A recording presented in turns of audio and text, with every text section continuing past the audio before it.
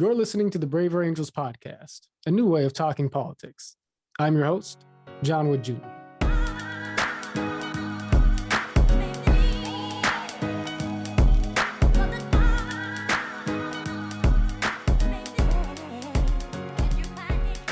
And I'm joined by my fabulous co-host, my brilliant colleague and friend, Miss April Lawson, director of Braver Angels Debates, I Want the World to Know, and one of the most innovative minds in the space of depolarization, bridge building, and on many other topics as well. April, how you doing? Great, especially with that introduction. You should introduce me more often. Sounds great. Yeah, right. Well, you know, it's just one of my various party tricks that I have at my disposal. And speaking of swell introductions, of course, for many supporters and fans of Braver Angels, so this individual will not need a great introduction. But we are joined by author, public intellectual Jonathan Rauch of the Brookings Institution, a man who's a former board member of Braver Angels, the author of many books. Many folks listening to this podcast will be familiar with work, including Kindly Inquisitors and other titles that he has authored. But he is most recently the author of The Constitution of Knowledge, A Defense of Truth. And a timelier work, given the subject matter, it could not possibly be. So without further ado, Mr. Jonathan Rauch, pleasure to have you back on the Braver Angels podcast. Honor to be here. You know what a fan I am of John Wood and April Lawson and the important work that you're doing. Indeed, indeed. Well, we very much appreciate that. It says something well about a person when he or she keeps such quality friends. So let's jump into it, man. You have a book coming out. I do. I can wave a copy for your viewers. There it is. Go ahead and do so. We've got the video here on YouTube. Yeah, I'm told that in every appearance, I should show the cover, or the interviewer should show the cover at least 3 times. So that's one down. Or you're demonstrating some. That's right. Yeah, that's right. You're demonstrating some promotional savvy here, Mr. Fierce publicity skills. There you go. You do seem like, a natural self-promoter, John. This is a joke for everybody who doesn't know John, because that is just, yeah. It's a pure journalist. I try. I think you do a decent job for a pure journalist. You'll help me. Yes.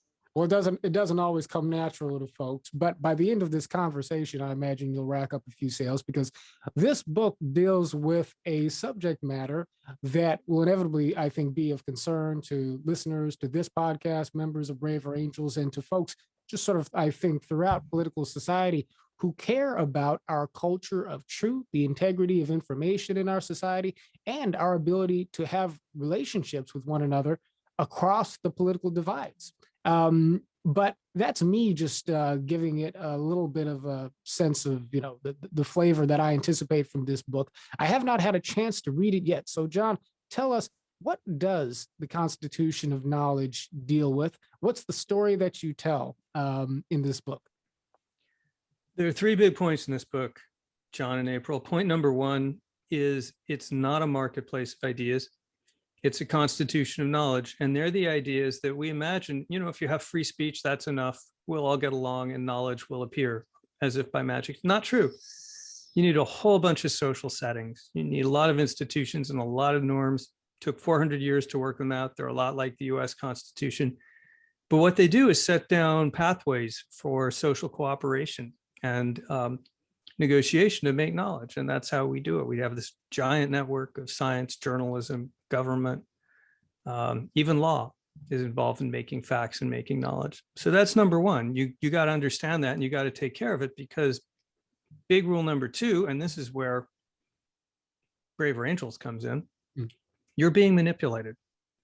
Polarization, division, epistemic rabbit holes, conspiracy theories, all of this stuff that we're seeing, there are a lot of reasons for it, but it didn't just happen by itself. There are nameable people and organizations that are using very sophisticated techniques of propaganda and disinformation in order to do that to us as a society. And if we do not understand what they're up to and how to counter it, we are sitting ducks. Big message number 3, they're not 10 feet tall, we are. Right now, it seems like, polarization is going to be overwhelming, and division and crazy theories, and, 70% of Republicans believe falsely that Donald Trump is the rightful president right now, and so forth. And it seems like it's, kind of hopeless. We don't know how to reverse it. But we got to remember, we're just entering this fight. These are some very new, very sophisticated tactics. But our team is only just getting started. We're not at the end of the fourth quarter. We're at the start of the second. And our side is just beginning to suit up. And I believe Braver Angels is part of that effort. One of a lot of efforts to confront these tactics and these problems head on. So you laid 3 points on the table, and I think that we're going to want to get into each of them in some depth. Makes sense to start with the first one. I think not just because you mentioned it first, but because I suspect that in saying that knowledge is sort of networked through our institutions, through the ways in which we actually have our structure of communication as a society, I think that it sounds like you're giving us a context for thinking about knowledge that perhaps usually escapes people when we think about, well, if only folks just valued facts, or, if only politicians told the truth, then this problem with disinformation and dishonesty in politics would be a non-issue. What is the significance of our thinking in terms of a constitution of knowledge? Why does that phrase even matter? Such an important question, and exactly the right place to start.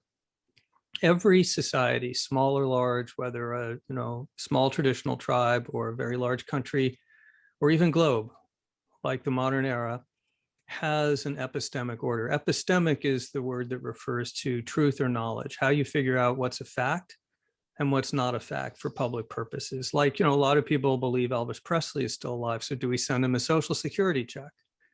You've got to make a lot of decisions like that as a society. So unfortunately, individual humans are just racked with all kinds of biases, and we're not aware of our own biases. There have been dozens identified. They don't necessarily cancel each other out. In fact, they compound each other in many cases. Left to our own devices, just as individuals, or left to our small tribal groups, we'll confirm our biases. Instead of confronting them, we'll find friends who agree with everything we say. We'll go down rabbit holes, epistemic rabbit holes. We'll form cults and sects, and then those cults and sects will go to war, and we'll start to kill each other, or we'll wall ourselves off for each other. And that's how it was done for 200,000 years of human history, right up until the mid-17th century. So along comes a new invention, liberalism. And this is the notion in economics through Adam Smith, and in politics through James Madison, and in science, in the epistemic realm through John Locke, which says, wait a minute, suppose we outsource these crucial social decisions to no one in particular. Suppose we set up a vast social network and we leave the decisions to that network, and everyone in that network can participate, but they have to do that in a way that's not personally privileged, right? It has to be impersonal rules. So we can all buy and sell according to the same prices. We can all vote according to the same rules. We can all participate in making knowledge, but we have to find ways to persuade each other that we're right, that anybody could agree with, not just people who agree with us already. And this principle turns out to be species transforming, markets, democracy, but especially the epistemic constitution, the constitution of knowledge, because this takes us from small tribal groups to having this incredible social network that was able to develop the vaccine that's protecting me from coronavirus in under a year, and sequence the virus over a weekend. This is phenomenal stuff. I'll stop filibustering when I say that to answer your question very directly. So what's the constitution of knowledge? It's the system of institutions and rules that keep us collectively moored to reality, and that allow us to turn disagreement about facts into knowledge. So I'd like to ask you to I love all the things that you just said and the sourcing that you're naming, but I'd like you to bring it to earth a little bit. So yeah, I probably what should. does epistemic whatever mean to me in my life? Like why it seems to me that truth is very relational, and it's about trust. And tell us, like, how does this show up in regular life? What a great question. So we're all going to have to make decisions about who to trust when we decide what facts look like. And one way to do that is to go to church, or to feel we have divine revelation, a pipeline to God. There are lots of ways to do that. Constitution of Knowledge says one way is special, and it won't answer all our questions, and it won't always be right. And we should have some skepticism toward it. But what it says is, if an idea has been through this whole process of being checked and rechecked and questioned through all of these stages of rigor that we involve, in journalism, multiple editing, fact checking, then other journalists come in, does it hold up? The kind of process that's going on right now involving Wuhan lab. If it's gone through that process, you and I, we should afford that kind of idea, that kind of knowledge, more credibility than something that someone just says to us or that we just hear on Twitter, or something that we just want to believe because a friend told us. That's what it asks of us.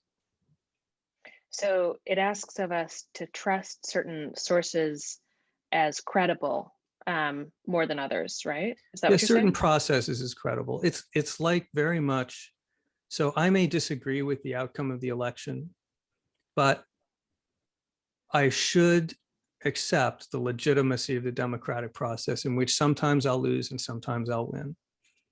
And same with the big world of what I call liberal science, the reality-based community, all the people who are part of this knowledge network. Sometimes we're going to lose the argument. We have to accept that and be willing to move on.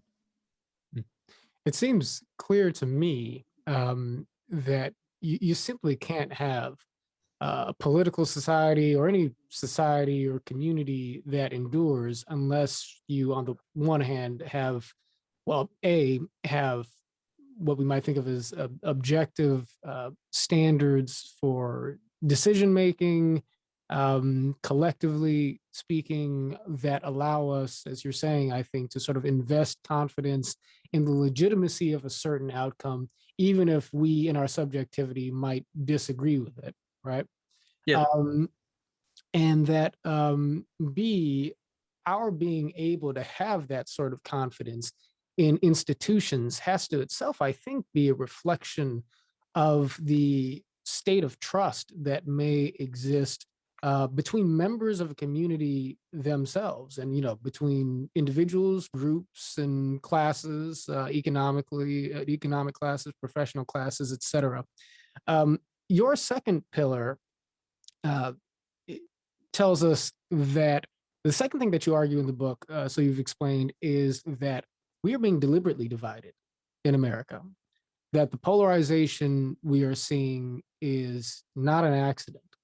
I'd like you to explain that a little bit and to say something, if you will, about the breakdown of trust between the American people and their institutions. Because I'm wondering if, while it certainly is going to seem to a lot of people like the polarization is deliberate, it's also fair to say that many issues are just naturally complicated.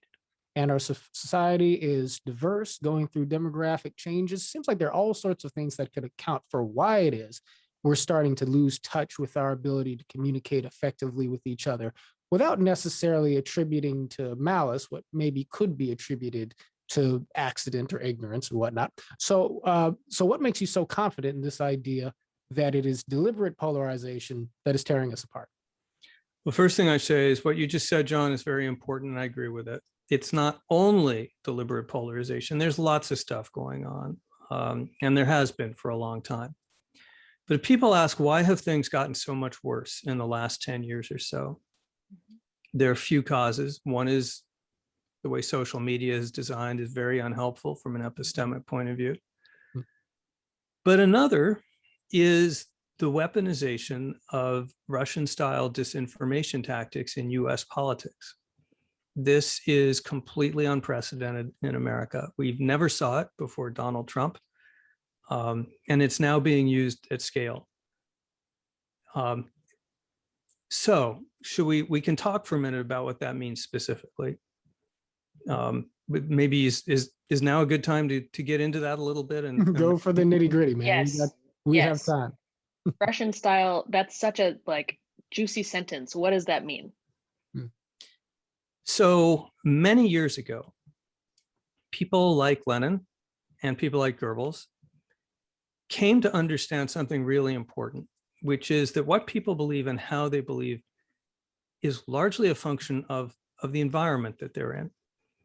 And that sometimes you can succeed by outright censoring points of view in order to install yourself in power. But often you don't need to. Often what you can do is pollute and distort the information environment. So how would you do that? Well, if you're Russians, you engage in what's called a fire hose of falsehood campaign. And that's where you put out a stream of falsehoods and sometimes half-truths in such quantities that efforts to keep up with them, to refute them, just can't begin to keep up.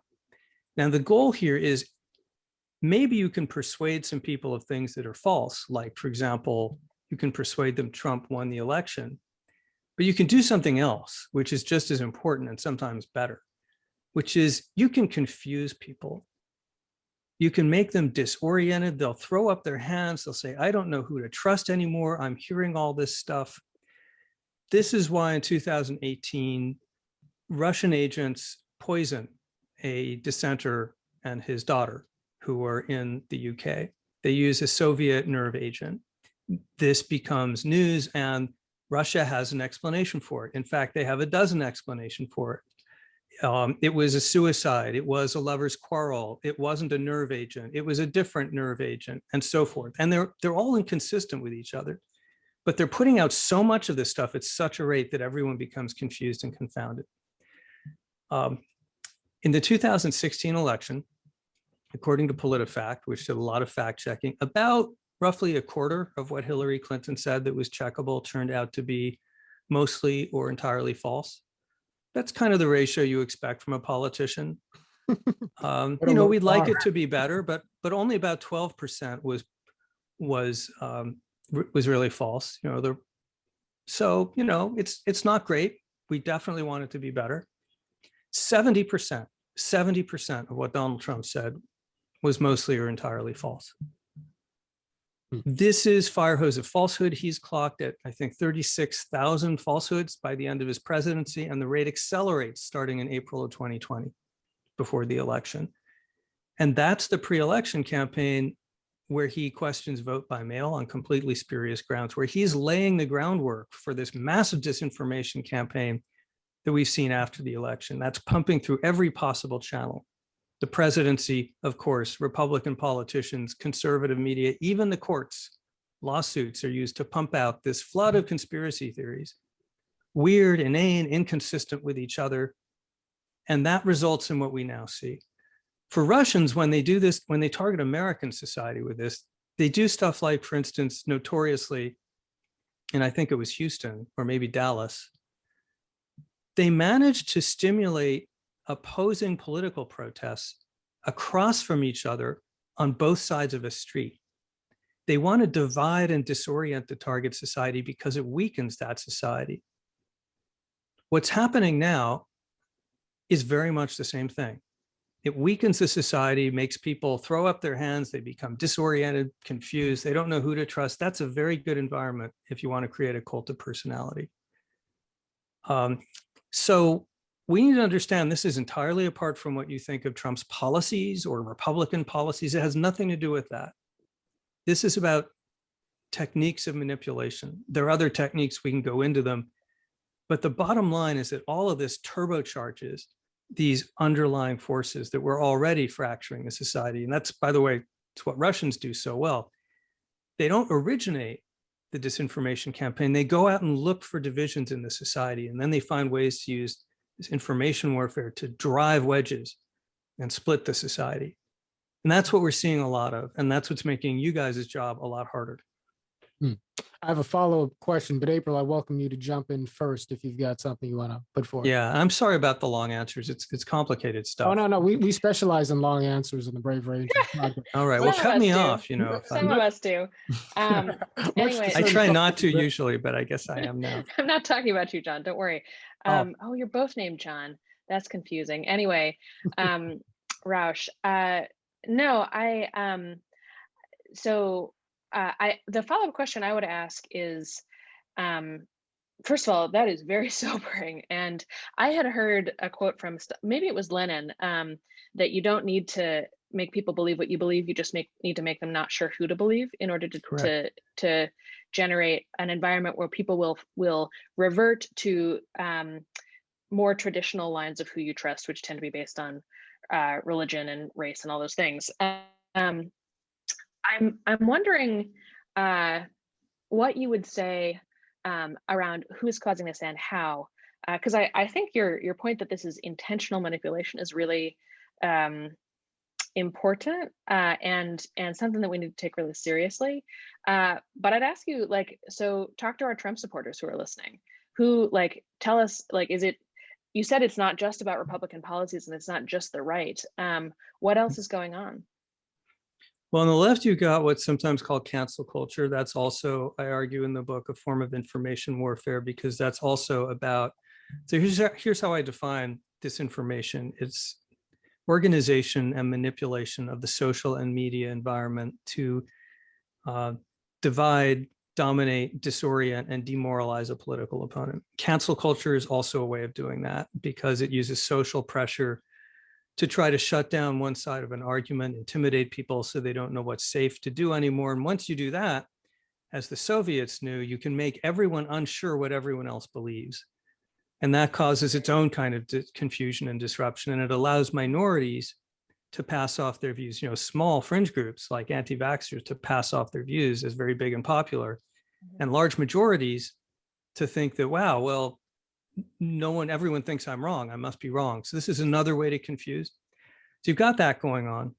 But if you want to name names and take numbers, you've got, for example, Rush Limbaugh, who says that what he calls the four corners of deceit are academia, science, government, and journalism. And then he says, you can only believe me. You've got Fox News. There's some good people there, but there's also Sean Hannity, who gets on the air for an entire month and promulgates a mad conspiracy theory about somehow Democrats being complicit in the killing of a man named Seth Rich. This is not what news people are supposed to do. You got Sarah Palin, death panels. In 2010, she goes up with a demonstration that you can just completely make something up out of whole cloth, launch it into conservative media and elsewhere, and it can become a viral sensation. You got Vladimir Putin. He's a master of these technologies. But then the big one, the one I keep coming back to because it's so important, is Donald Trump. I believe that Trump is the most brilliant propagandist since the 1930s, because he's the first person to have the audacity and the ingenuity to adapt these Russian-style disinformation practices to the United States politics and target them on the American people. And that's what's going on right now. In a place like Phoenix, Arizona, my hometown, there is a so-called audit, a so-called recount of the vote going on, which is completely unnecessary. That vote was already audited multiple times. The Republican authorities signed off on it, but you've got this stunt going on of a supposed recount led by a company called Cyber Ninjas, which has no experience recounting and whose CEO has been on record as a Stop the Steal supporter, counting the ballots in order to maintain the conspiracy theory that something wrong happened in the election. And now you have copycat campaigns going on around the country of others saying, well, let's do this too. This is all about this process of fomenting doubt, distrust, division. Now, April's question got to a little bit of the spirit of, sort of got to the spirit of the question that I was going to ask, but if I could concretize it a bit.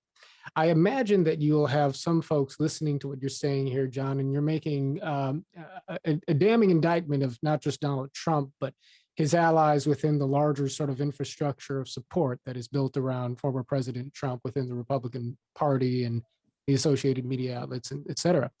But you have a lot of folks listening who say that, well, even if there's some truth to that, Mr. Rauch, you can't trust the mainstream media either. While you're here talking about the importance of the credibility of traditional institutions and so forth, CNN, ABC, NBC, they routinely misrepresent reality, routinely misrepresent conservative America and Republican politicians. One example that I know is deeply felt by many supporters of President Trump is and this was something that President Biden emphasized over and over again in the presidential campaign, this idea that when President Trump said that there were fine people on both sides in Charlottesville, that he was including the Tiki Torch Nazis in that assessment. When you read out the longer transcript, he goes on to sort of directly say, I'm not talking about the neo-Nazis. I'm talking about the people who were there to protest the taking down of the Confederate statue outside of that, et cetera, et cetera. You'll have people who will say that the mainstream media misrepresents the empirical reality on the ground related to police killings of unarmed African Americans, according to prevailing statistics, et cetera, et cetera. So there's certainly, and of course, President Trump did an awful lot to inflame this narrative as well, taking the phrase fake news and sort of turning it on its head to apply to mainstream media as opposed to, conspiracy theories circulating on the internet. But you have this sense, certainly on the right at least, that the disinformation in American politics is coming from the traditional institutions, media institutions, that presumably we're supposed to trust. Is that a false equivalency in your mind? Is there a kernel of truth to it? How does that reality or non-reality factor in to your analysis? I think it's a false equivalency and also has a kernel of truth. So I'm going to go with both answers. Okay. The kernel of truth is that media has its problems. I think actually the biggest problem is the collapse of the business model. It's very expensive to figure out what's actually true. It's just a lot easier to go with groupthink and opinion. And that creates sloppiness and it makes mistakes. I think there's also a lack of viewpoint diversity in too many newsrooms. There's just not enough conservatives in some mainstream newsrooms to provide a check against bias. And you do have problems with groupthink. People jump on a story and assume it's all true and make bad assumptions. So yeah, that kind of stuff can go on, and we need to get better in the media. I'm a journalist by background too. So that's a kernel of truth, and I take those criticisms and I think they need to be taken. That said, there's no equivalence at all. What we don't see in mainstream media, and I think actually never will see, is the wholesale invention of falsehood, deliberately pumped out at a rapid rate of speed. People do studies. Big center out of Harvard uses millions and millions of data points and says, so let's take a conspiracy theory. Let's drop it in the mainstream media. And this will be a conspiracy theory that liberals like. We'll drop that in the mainstream media. And then we'll take an equivalent conspiracy and we'll drop it in conservative media. And this will be a conspiracy theory that conservatives like. It turns out in mainstream media, what usually happens is that people check the conspiracy theory. It turns out not to be true, and it dies out after a news cycle or two. That's what journalism's supposed to be doing, checking, is it true or not true? More often than not, that's still what happens. When you do the same exercise in conservative media, which is increasingly, unfortunately, a separate world, the opposite happens. If the viewers like the conspiracy theory, it will be amplified. That's a very different model. That is much less of a truth-based model. And then when you get someone like, Trump and his allies, who are virtuosi at disinformation, they're able to use this. I don't know of any mainstream media that did anything like, for example, alter the weather forecast with a Sharpie pen on purpose. On Inauguration Day, Trump lied about the weather. He said it wasn't raining when in fact it was raining. He lied about the size of the crowd of the inauguration, despite the evidence of our own eyes. This is an entirely different kind of thing than the kinds of mistakes and biases that we do see and that we do need to do better about in the media. Does that address your question? Yeah, yes, it does. Yes, it does. But April may want to pick up on that thread or jump to another foot. April. Yeah, at some point in the not too distant future, you're going to have to give us some relief because this is such a dismal picture.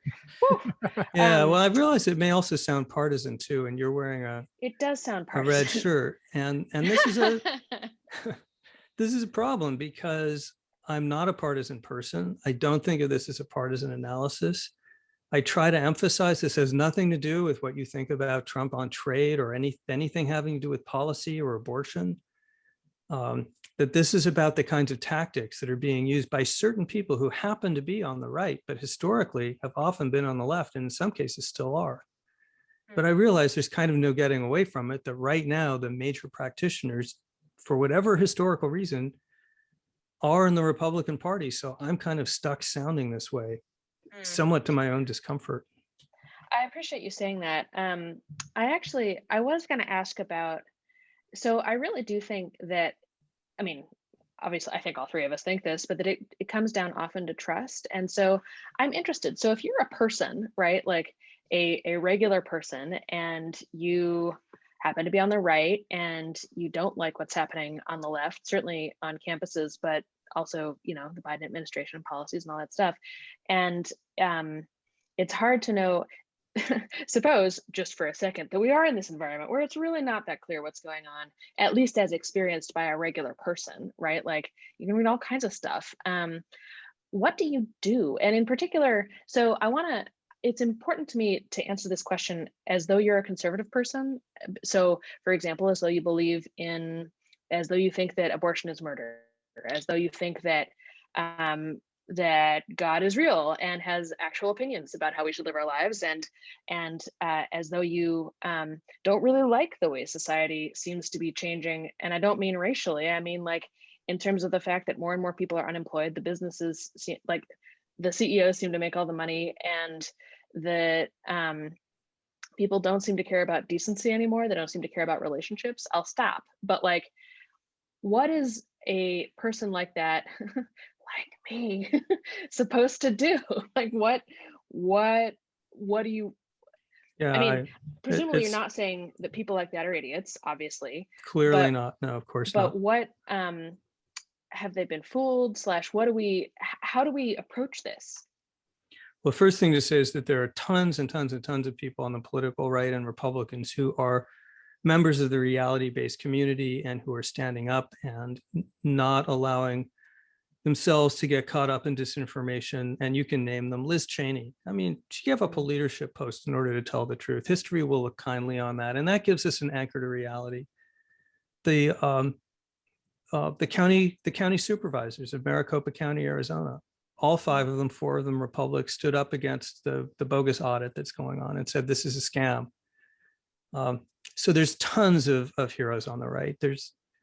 We need to remember, we're not talking about the entire right. We're talking about a subgroup. And I'm center right myself. So specifically, what do you do? It's important to get a varied diet of information sources. One of the things that polling has dug up in the last 5 years is that obviously blues tend to lean toward liberal leaning outlets and reds tend to lean toward conservative leaning outlets, and that's fine. But it turns out blues have a much more varied news diet. They're reading everything from the Wall Street Journal to Mother Jones. They're not relying on any one source for more than a quite small share of their news diet. Reds are relying very heavily on Fox News and 1 or 2 other places. And that means that they're exposing themselves less to diverse points of view. And the main way that we keep ourselves out of these epistemic rabbit holes is by exposing ourselves to views that are not the ones that are the most immediately amenable to us. And that's hard to do, right? I mean, we don't like to go out and read the other side, but I try to look at stuff from across the political spectrum, at least enough to get a sense of it. And that's a very good check against going down a rabbit hole of this kind. And then another thing is when a politician or a person in power or a person in media says, you can't trust the evidence of your own eyes, you can only trust me. Be very, very suspicious of that. I think that the question that April asked and the answer that you just gave probably covers some of the territory that you cover under the third major point that you make in your book, which is that I think you said that, they're not 12 feet tall, we are. But before we jump further into that, I do want to ask you about the cancel culture side. Yes, yeah, please. I was going to say we should go there. Well, in part because you, John, participated in a very powerful Brave or Angels debate that we had on the subject, chaired by April Lawson, of course, alongside folks ranging from Hawk Newsom of Black Lives Matter on the left to James Lindsay and Andrew Sullivan, Ken Bone, and other folks. Many Republicans and conservatives, I think, will hear you talk about how it is that there's an information bubble on the right, that it's a problem that leads to the fermentation of conspiracy theories. And they will say, but wait a second, cancel culture is a muscular effort to force diverse opinions off the stage and out of, off social media and out of the picture, right? Isn't that a major problem? Isn't that the thing we ought to be worried about? And so I know that you have well-developed views on cancel culture and that you've written about the phenomenon even prior to, going back into the 90s, I think. That's what kindly was kind of foreshadowing, I think. Exactly, so, yes. Give us your analysis of... My analysis is that they're right. Somehow we got to keep our eyes on two balls at once. If the characteristic form of propaganda warfare, information warfare on the right is disinformation, the characteristic form on the left is social coercion. And that's the mobilization of ostracism, pressure on employers, targeting friends, harassment of various forms, and other ways to try to stigmatize and intimidate dissenters. And again, just as what we said with conservatives, although these tactics are disproportionately used on the left, because right now they seem to have more of the cultural power to use them, they could just as well be used on the right. The tactics are separate in many cases from the ideologies, but specifically, what are we talking about? Well, you get online, you say, this happened to David Shore last summer. He's a Democratic political analyst, well-respected, identifies as a socialist. He's a progressive. He tweets a summary of an academic study finding that violent protests actually reduce the appeal of the cause, that therefore summarizes it accurately. Turns out the study was actually conducted by an African-American academic. Within hours, there's a massive online campaign calling him a racist, demanding that he be fired. One tweet to his employer, "Come get your boy."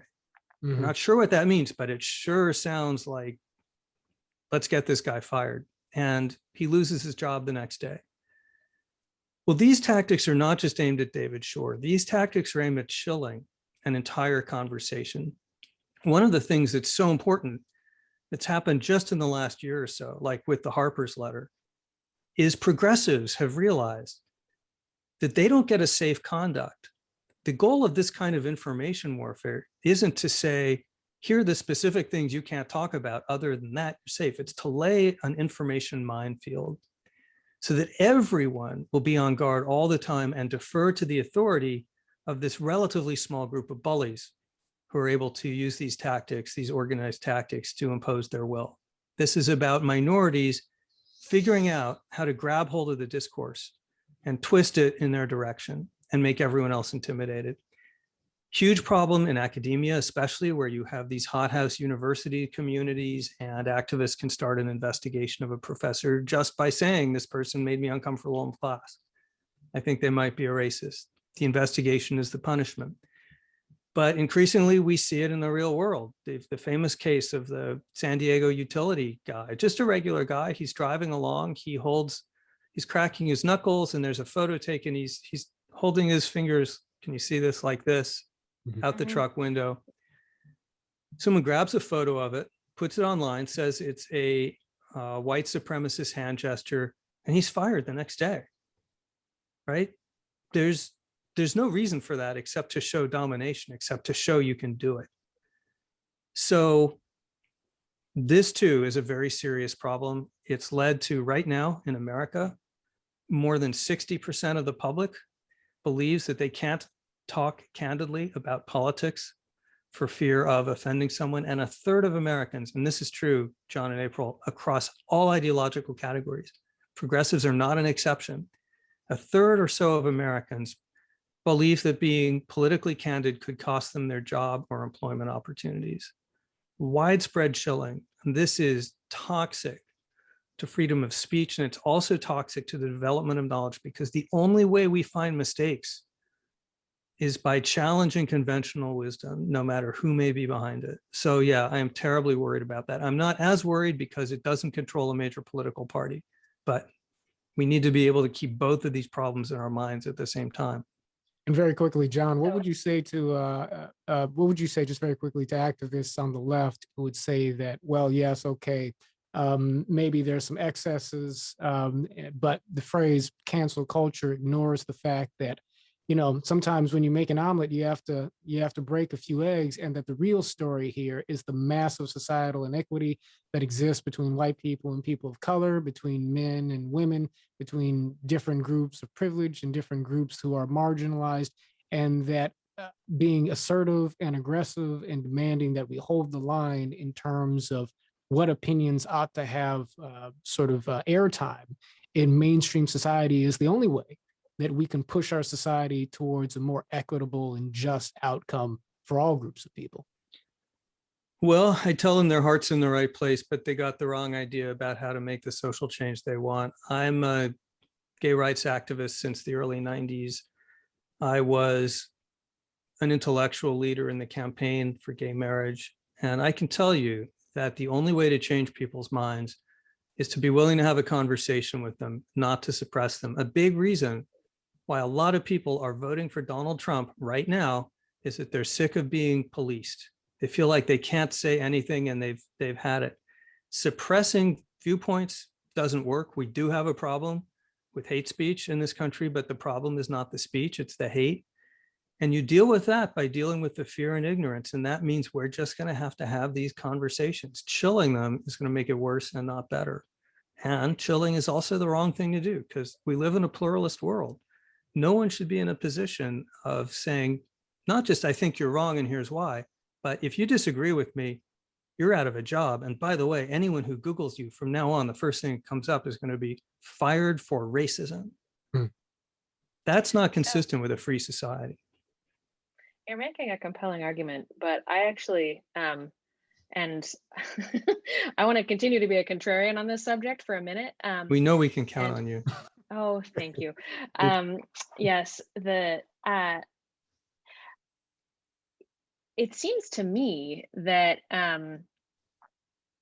that the left is correct, that the bigger story in a lot of cases is the injustice that has occurred.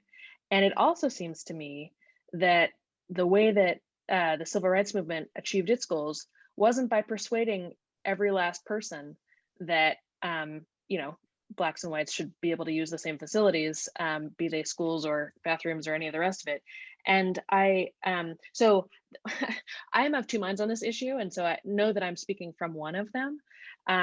But I'm interested in whether, and I will also say that I think that progressives do feel this chilling, and progressives are on the side of free speech, so-called, et cetera. But I think there's an enormous age gap. I have almost never met a young progressive who was in this position. They feel uncomfortable on campuses. They feel like they can't speak their minds. But in terms of having their hearts bent on a vision of society that is based on free speech instead of on justice, I have trouble. So I think there's a bias in some of those studies potentially, and that's just anecdotal. In any case, isn't the big story the injustice, and isn't it the case that suppressing views is effective if unpleasant? Yes and no. Even if suppressing views were effective, it would be wrong.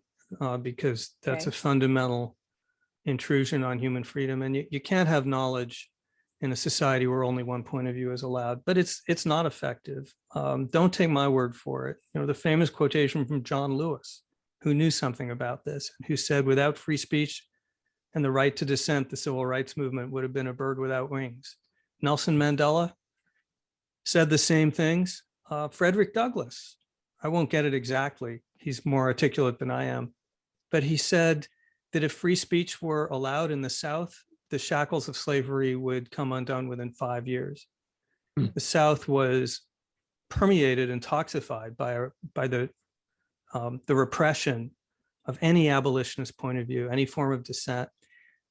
Minorities' most important weapon. I know this as a gay person. I am married, April. I mean, I can't believe it, because when I started on gay marriage in 1995, I thought maybe if we were lucky, my grandchildren's generation might have this. I'm married, and it was the force of our arguments and the ability to make them that changed opinion. And that's, free speech is minorities' best friend. And it breaks my heart to see so many members of, if I can say this, your generation, turn their backs on it and view it as a source of oppression when nothing could be further from the truth. Indeed. Well, John, you said that we are, so in spite of the dour tone that April has remarked upon, and I was gonna say, please, some hope. Right? It was a very good argument. There's lots. Yeah, take us to the hopeful part of it, because in your book, it sounds like you do talk about the power that we have to be positive actors in addressing some of these deep epistemic problems and problems of social and institutional breakdown.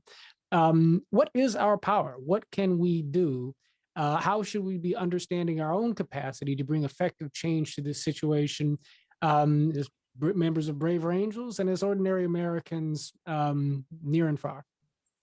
So one problem of talking about this book is that, you want to be able to say, here are the three things, you pass law A or B. This situation where we've got these multiple distortions of the epistemic environment, these multiple causes of division and polarization, it's going to require an all of society response at many levels. But the good news is that this is not the first time we've seen one of these major epistemic crises, meaning a society that's so deeply divided about what's true that it's almost losing the ability to function. We saw that with the invention of the printing press, where the first thing that happened was the spread of fake news around Europe about witchcraft, with the resulting deaths of tens of thousands of people, mostly women. And then the next thing we saw was the wars of religion, which cost the deaths of many millions. We saw this with the development of first the penny press and then offset printing in the United States, which led to this gonzo, hyper partisan, non-fact-based media that we had in the 19th century. So we've been through these things and we've come out the other side. And how do we do it? It's an all of society response where a lot of people in a lot of ways rebuild guardrails and institutions and norms. So what are we talking about specifically? Individuals need to get a lot smarter and are getting smarter about understanding these techniques of manipulation. That's starting to happen.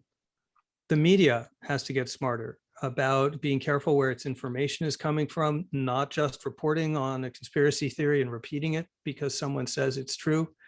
Media now have disinformation reporters who are providing context, understanding what's going on. So media is getting smarter on disinformation. We're starting to see watchdog groups and academic studies all over the world understanding disinformation networks, viral misinformation, conspiracism, how they work. They're penetrating these networks.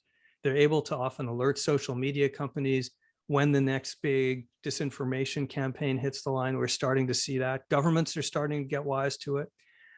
There's an education component. We need to get better at helping students, young people, with media literacy. Those programs turn out to be effective, and they're being implemented in Europe with some good results, and increasingly here. We need institutions. Social media it could not be worse designed from the point of view of finding truth as opposed to spreading outrage. But a lot of really, really smart people And a lot of these companies are working on that. The other day, I tweeted a link, an article, and I was interrupted by a billboard from Twitter, which said, a pop-up, which said, "Are you sure you want to retweet this without reading it?" So that seems like a small thing, but these behavioral links, changes, tweaks can go a long way. Like, it shouldn't be the case that if you tweet out something, it goes out instantly to the entire world. There should be a waiting period. Facebook's new oversight board, I think, is a super positive development, because this is beginning to set up the kinds of institutions that converted journalism from the yellow press in the 19th century to respectable institution in our own time. And then finally, last but not least, there's civic activism. And that's exactly what you're doing. That's hitting this head on. And that's saying, wait, what if we are being manipulated? What if we don't disagree about as many things as we're being told? What if the other side isn't as evil as the talking head on the news or in the political process is telling us? Well, we can find this out, actually. We can talk to those people. We can connect with them. We can understand how deep our differences actually are. So people and groups like Braver Angels can make a huge amount of difference by basically putting a spoke in the wheels of these disinformation cycles that we're in right now, and these canceling cycles that we're in right now. What you are doing will make a difference. Does that help? That's a pretty good. Feeling any better? It does. It does. I have a follow-up question. But if John, if you want to go for it. Okay. Go for it. It does help. Thank you.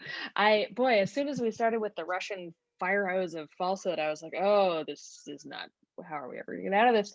I have been, one of the things that has worried me consistently is that, frankly, and this is just maybe me as a conservative, but I'm acutely aware of the fact that it's a lot easier to tear things down than it is to build them up. And I have been watching institution after institution sort of crumble, including, by the way, journalism, which I'd be curious about your thoughts on. And the the idea of a society-wide response sounds great, and also like it would never happen. I'm delighted to hear that it has in the past and that you have good historical examples, because that makes it more persuasive. But what is the fundamental force in society? What is the thrust that is making this happen? Because I don't, much as I would love to, I don't trust like lots of I don't have the courage in some ways to trust that it's just that if we have a good people on the ground in lots of places that it will fix everything. There has to be some counterbalance. What is that force? Yeah, I don't want you to trust that either. In this book, I try to walk a fine line because these forces that are arrayed for polarization, division, disinformation, domination, disorientation, they are very powerful, and they are using very sophisticated weapons and time-tested weapons, which are hard to resist, even if you know what's going on. So I don't want to give the impression this just kind of magically solves itself, like the end of the Wizard of Oz. We click our heels together and we go home. It takes a ton of work. It takes conscious understanding that we have a constitution of knowledge, that we do have a system for figuring out what's true and what's false. And it's not perfect, but it's a whole lot better than the alternative. So let's get to work defending it. So when you say, what is the force that counteracts it? There's a few, and you're an example of one of them. Why are you doing what you're doing? I mean, if you wanted to, you could join a conservative news network and get on national TV and become famous by stirring up hate and resentment. So why are you taking the pay cut to foster debate around the country? Well, the answer is that you and John Wood and a lot of other people don't want to live in the toxic environment that we now occupy. It's not good for human beings. It's like living in any other kind of environmental depredation. You want to fix this to make your own life better and to make civic life better. And that's why we're starting to see pushback at a lot of levels. Just the last few months, we've seen an outpouring of new grassroots groups that are, for example, trying to counter the effects of information domination on the left. And a lot of them have the participation of progressives, not just conservatives. And that's because progressives increasingly are coming to say, wait a minute, at first it might have seemed like I was safe from being canceled, but I'm not safe. And in fact, no one's safe. That's not the environment we want to live in academia. We want to be able to have the debates, the conversations that we were trained in graduate school to say were important. And then you have increasingly I hope increasingly, you tell me, but I think on the right, you have some folks like Mary Cheney. You have other Republicans who are speaking out. It's very hard for them right now because they're in a small minority, but they're out there and they're showing courage. They're showing counter-organization. And then a final thing to remember is that the reality-based community, that's the people committed to this notion of a system, an impersonal system of the social network to figure out truth and to do that in a way that has integrity. We have a big advantage, which is reality. One of the problems with being a propagandist is if you want to be convincing to others, you have to be convincing to yourself. And if you're a Russian disinformation agent and you're doing a forgery dump, you've got to make it so that everyone, including the operatives in your own chain of command, don't know that this is false. Well, people who go down these rabbit holes lose connection with reality. I think that's happening to Republicans right now. They begin swallowing their snake oil. They don't know what to believe and what to disbelieve. And increasingly, as the grassroots becomes more confused and goes down the rabbit hole, they then drag the leaders with them. Well, you can only do that for so long before those people begin to lose touch with reality, begin to make terrible mistakes. The great thing about the reality-based community isn't that it doesn't make mistakes, it's that it makes them very quickly and it tends to find them quickly. The other side doesn't have that advantage. Finally, these attackers we're talking about, as you just said, it's so important. They're only destructive. They're parasitic. They can't make knowledge. All they can do is bash and damage the institutions that do make knowledge, but they can't put the vaccine in my arm, right? Right. And so what I'm saying here is not that you know, we, whoever we are, should take victory, whatever victory is, for granted. Nothing like that. I am saying that if we have the strength to rally, to defend these principles, to stand up for people who are being canceled, to push against employers who are too quick to throw employees under the bus, and if we stand up for Republicans who are being brave, standing up for truth, that will make a difference. Possibly it will make the difference. Yes, sir. Well, Mr. Jonathan Rauch, we very much appreciate your joining us here on the Braver Angels podcast. Jonathan, why don't you go ahead and lift up that book for us one more time? Make sure that people watching on YouTube anyway, get the cover in their minds. Go ahead and say something, Jonathan. There you are. This is The Constitution of Knowledge, A Defense of Truth. It's coming out on June 22nd. You can pre-order a copy from your local bookstore or Amazon or anywhere else. And I hope you will. That's right, including on Audible, I think, which I think is where I pre-ordered my copy today. You know, I'm gonna go do that. Yeah, I'm new to this whole audiobook thing, and I love it. Yeah, many of us live our lives behind the steering wheel when we are not on Zoom. So, Jonathan, thank you so much, my friend. This has been a great conversation. I very much hope that you come back and join us again. April Lawson, as always, thank you. Thank you. I would love to. And thank you so much for being here. And thank you for the work that you're doing. As I hope I made clear, it's very important. Indeed. And we appreciate it. All right, now.